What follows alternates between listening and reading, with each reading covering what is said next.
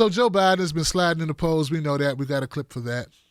But there's somebody out there. Her name is Symone Sanders. She was on the Bernie Sanders campaign. She was a surrogate. She was one of those people out there talking about Bernie Sanders, how Bernie Sanders would be a great president. And she was a staunch supporter of Bernie Sanders. And things have changed. 2019, well, Symone Sanders is now supporting Joe Biden. She's now works for Joe Biden. And that's within her rights to do. The only problem is there are certain things that just a couple of years ago, Symone Sanders was going on TV every time she could, promoting certain ideas in legislation, plans and policies that Bernie had, but now all of a sudden those plans stink. Those policies are bad because now she works for Joe Biden. Well, Symone Sanders was called out on it today on the Erin Burnett show, and here goes a clip of that. It's a thing of beauty. For Bernie Sanders during the 2016 campaign. So, Symone, you know this from every angle, okay? Mm-hmm. As a general idea, Symone, a lot of people like the idea of Medicare for all, right? And that's in part because it sort of rings like it's free. Medicare for all, right? But it is not free. It has an estimated price tag of $3 trillion a year. People who are on Medicare can pay huge amounts of money out of pocket for things like cancer drugs, which could almost certainly mean payroll tax, income tax increases, right? It is not free, but it sounds that way to a lot of people.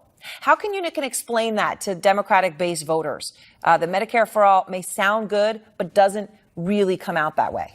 So thanks for having me tonight, Erin. I think it's important to note that healthcare is really so important to the American experiment, so important to folks' lives, and that is why people have such a visceral reaction when we have a conversation about healthcare. The 2018 election, one could argue, and the House of Representatives was decided on this point about healthcare. Republicans were trying to take away healthcare, and Democrats were running on really shoring up and protecting Obamacare, the Affordable Care Act. And so today, Vice President Biden released his plan for his Biden health care plan.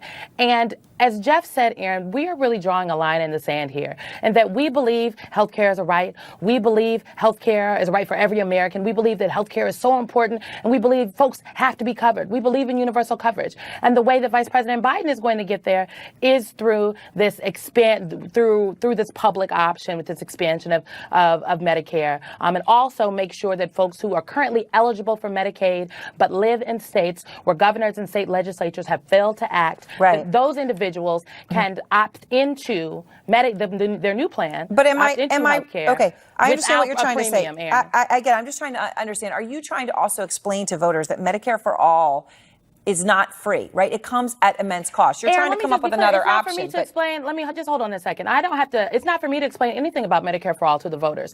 If the Sanders campaign or any of the other campaigns that would like to propose a Medicare for all plan want to be clear about what it is that they believe and what their plan is for the American people, I think it's important for them to do that. Look, Okay, but hold on, because I get what you're saying. You want to talk about yours and not theirs, but the reason I'm pushing so hard on this is that it's popular. And when you look at Democratic-based voters, Symone, as I know you know better than anybody, our latest CNN poll shows more Democratic voters trust Bernie Sanders on health care. And if you combine him with Warren, you're well north of 40%. That's the Medicare for all crowd. So how do you tell those voters Medicare for all doesn't add up? Our alternative is better, and here's why. So, Erin, again, I want to take you back to 2018. In 2018, I know Republican strategists would have liked for folks at home to believe that Democrats across the country were running on open borders and Medicare for all, but that's not what folks were running on. We were running on was putting a check on this president, on Donald Trump. Folks were running on was protecting Obamacare. And then, after we protected Obamacare, building on that success. And so what we are explaining to voters and saying as we're out on the campaign trail this week, the vice president is out there right now, is that we have to protect Obamacare. Obamacare is under assault right now from this very administration. The Trump administration is in court arguing to take health care away from millions of Americans. And while we're defending it, we also have to put plans together to build on the enormous success that is Obamacare. And that is what the plan that Vice President Biden has put forth. Now, there are folks, Erin, that are going to argue otherwise. There are people that want to say, well, we want to go further. I ask those people to tell folks how you're going to pay for it and explain to people what is going to happen to them. So it's not enough enough just to say we all believe in universal health care. In this particular primary, we have to talk about what that specific plan for health care means. And we have put ours on the table. I encourage other campaigns to do the same. So let me just ask you, though, because Medicare for All, on this point, you used to, and in your prior role with working with Bernie Sanders, you intellectually came to the conclusion that you could have Obamacare, add to it, and get Medicare for All. And obviously now you're saying that it's different, right? Because Joe Biden is saying you can't have Medicare for All and Obamacare because Medicare would replace Obamacare. Here you are back in 2016, and I want to play it, Symone, because I want to give you a chance to explain to everybody how you came to change your mind. Here you are.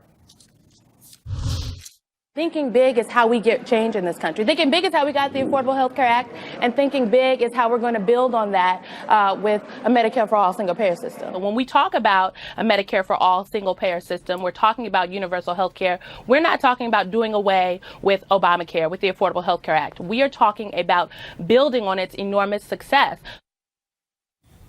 So now Joe Biden says that Medicare for All would get rid of Obamacare. What is he doing differently? For just a second, because I unequivocally reject what is being set up here. What I just saw, to be clear, let me just be really clear for a second. Yes, in 2016, I served as the press secretary for Senator Sanders. I'm extremely proud of the work that I did on that campaign and the work that I have gone on to do since when I left the campaign in June of 2016. But let me tell you something. Talking about universal health care has been a very popular point in the Democratic Party. Has been popular in places across the country. Frankly, it's popular with Republican voters and independents alike. But when you talk about health care, when you talk about coverage, we have to talk about specific plans. And in 2016, we were having these conversations. What Senator Sanders has put on the table is not an expansion of Obamacare. It is not. It does away with private insurance. And what is currently on the table in his Medicare for All plan says that Obamacare isn't enough, that we have to go on and do something else. This is not an expansion. Now, if the Sanders campaign would like to say it's an expansion, I hope you would welcome them onto your program to have that conversation. But for anyone to suggest that because I work for Vice President Biden, now I feel differently, that's just not true. I welcome a conversation. No, I want to be clear. But I want to be clear. I'm not suggesting you feel differently. I'm suggesting, hold on, but Symone, let me say why I played that. No, I want to be clear. Because I do feel some Symone, let me finish my sentence. Hold on. I didn't say it to do a gotcha. I said it because what you said then is different than what you're saying now. You're a thoughtful, smart person. You've changed your mind. And I want to give you a chance to explain to people why. Because, Aaron, I believe in building on the enormous success of Obamacare. But the plan that is currently on the table that is being discussed by a number of folks when they talk about Medicare for All, specifically Senator Sanders' plan, does not do that. And that is the difference. And so if the Sanders campaign or anyone else would like to assert otherwise, I welcome the conversation. Our campaign obviously welcomes the debate because healthcare is so important to millions of people across America. Well, but I just want to be very clear that there are values and things that anchor me. And I know that there are a lot of people on social media that get into the minutia of what's going on in a Democratic presidential primary. But I am proud to be on a campaign that cares about millions of Americans, that's putting forth ideas, that is not about tearing down or attacking other Democrats, that understands that the goal here is to get Donald Trump out of the White House, is to put forth a plan that takes us further, that doesn't take us back. And so if other Democrats want to have conversations about other things, they can do what they want. We're focused on the issues, and we'll see you at the debate at the end of this month. And to be clear, Symone, I think the fact that you do have this history is why people should listen to you and your evolution and why you think what you think, because it's important, because the issue does matter to you. And that's why what you said then and now I think should matter to a lot of people so they can understand it and make a smart and informed decision on which person to back. And I appreciate your time as always. Thank you. Thank you so much.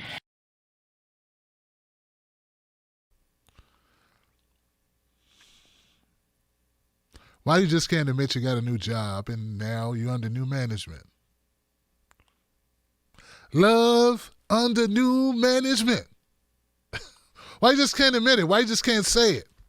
I mean, that's really the reality of this whole thing, guys, is that you supported Medicare for All when you worked for Bernie Sanders.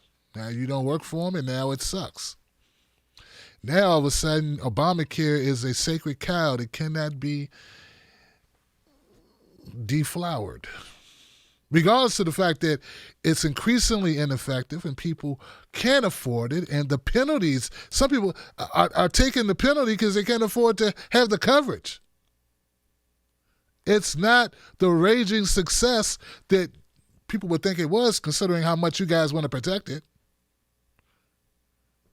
The only reason why Biden's protecting is because if he shows any cracks in his armor about if he fails in any way to prop up Obama, he's toast. I mean, it's black people who had some type of nostalgia to Obama that rubbed off on Biden.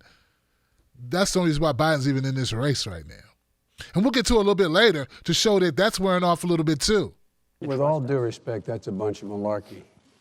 And why is that so? Because not a single thing he said is accurate.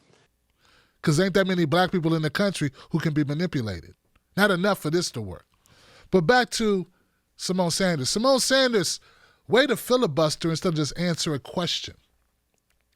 And also, Aaron, you're funny.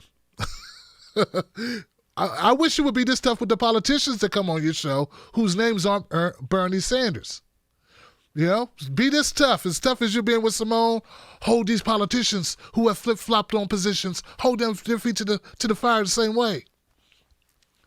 Symone Sanders is a payer for hire. She's a hitter for hire. That's all she is. His big money donors won't let him do it. That's the other truth to the matter. Biden's been bought and sold 30 years ago. The guy went on record and said, hey guys, give me money. Nothing's going to really change that much if you elect me. I'm not going to change a lot of stuff. That's what he said on record. Senator Sanders, as you know, has been calling for a revolution. Recently, in remarks to a group of wealthy donors, as you were speaking about the problem of income inequality in this country, you said, we shouldn't, quote, demonize the rich. You said, nobody has to be punished. No one's standard of living would change. Nothing would fundamentally change. What did you mean by that? What I meant by that is, look, Donald Trump thinks Wall Street built America. Ordinary middle-class Americans build America. My dad used to have an expression. He said, Joe, a job is about a lot more than a paycheck. It's about your dignity. It's about respect. It's being able to look your kid in the eye and say everything's going to be okay. Too many people who are in the middle class and poor have had the bottom fall out under this proposal. What I'm saying... He's brought and paid for. And you, Symone Sanders, working for a guy like that shows that you're brought and paid for. You're the same people. That's why, as you said, you had a great rapport. You're just business people who happen to do business and politics. We have activists and we have business people who go into politics. Different people. You're a business person. I respect it. I get it.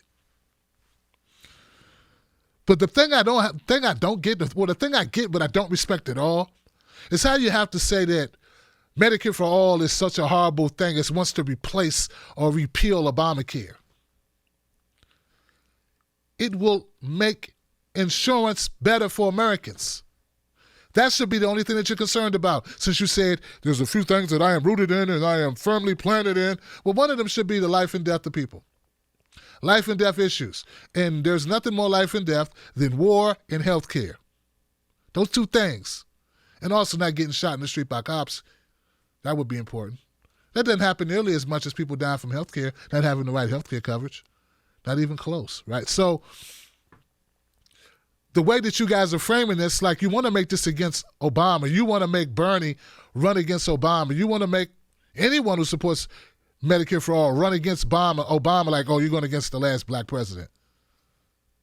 You're not even trying to make it a battle of who has the better idea, who will help get coverage costs down, who will get more people covered. You just want to make it about Obama. And that's just to manipulate black voters. And man, if I'm ever able to raise the money to go around this country and talk to those people, I would change their opinions about Biden and about listening to folks like you who mean them no good, who are just doing their jobs from a business standpoint. So anyway, I don't fault Symone Sanders to the degree some do. I just accept that anybody, any faith, any belief that you had in her, that she was something beyond just a person. She's basically a personal assistant. She's basically an administrative assistant. She's basically, an office manager or a branch manager, whatever. I don't want to diminish what you do, but let's not act like you run the show. Let's not act like you're more than just a hired hand.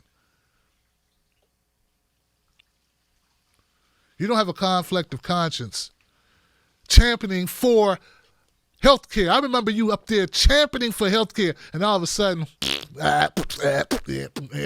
sound like you're beatboxing on the whole idea of Medicare for all.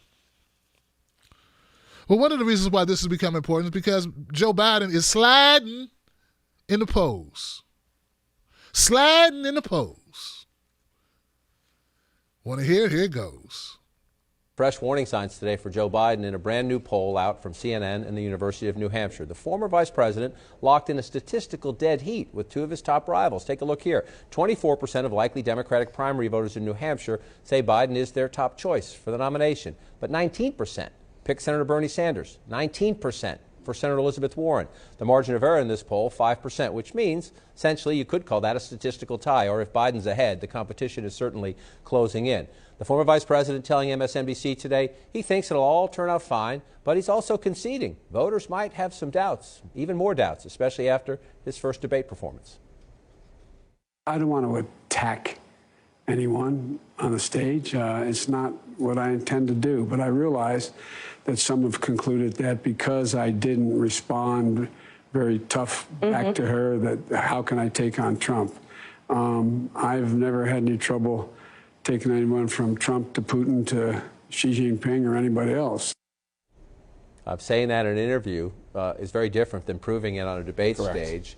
And if that's your calling card, I'm the grown-up with gravitas who can stand there next to Donald Trump next September and October, he better prove it in 2 weeks, right?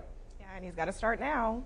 I mean, I think that these are all test cases for what's going to happen further down the road. He has to show he can handle his own party first before going forward, but he wouldn't be the first a primary candidate to really struggle early on in these debates. Sometimes they have to in order to understand where they need to improve. So if Biden's able to make those improvements, fine, but also, he's proven himself to be a pretty stubborn candidate. He has been in this business for a long time. He feels like he knows what he wants to do, and he wants to do it his way. But there is going to be a need to grow in this field, because this is a field of Democrats who are representing different generations and different types of ideologies, and he has to learn how to be nimble enough to deal with that. You got to remember, here's the thing about Joe Biden slipping in the polls. It's not just for bragging rights, right? The slipping in the polls hurts Joe Biden because there are not a lot of people who support Joe Biden because they think Joe Biden is the best thing since sliced bread. There are a lot of supporters out there who are picking Joe Biden because they think he's inevitable. Yeah, they think, oh, he's the VP. People know him. He has a successful two-time presidency with Obama. Yeah, he's going to do it. He's going to win it. And if things start to look like he might not win it, well, that's when the money goes away for Biden, because he doesn't have a lot of people that are just championing Biden. I don't see a lot of Biden stickers. I don't see a lot of Biden stickers the last 4 years. He was just that guy that Obama picked. So unlike a Bernie Sanders or Elizabeth Warren or even a Tulsi Gabbard or Andrew Yang, they have their own people that believe in them. Hell, even Kamala Harris. There are people that believe in them. Biden's more like, hey, well, maybe he can beat Trump and people pretty much know him, so maybe he's the right guy. But that maybe can change real quick, especially with the people who got to dig in their pockets and give you big money, Joe. So that's the reason why this is more damaging for Joe Biden than anyone else. Get it? Also, kind of a tough situation to be in that, you're within basically a tie.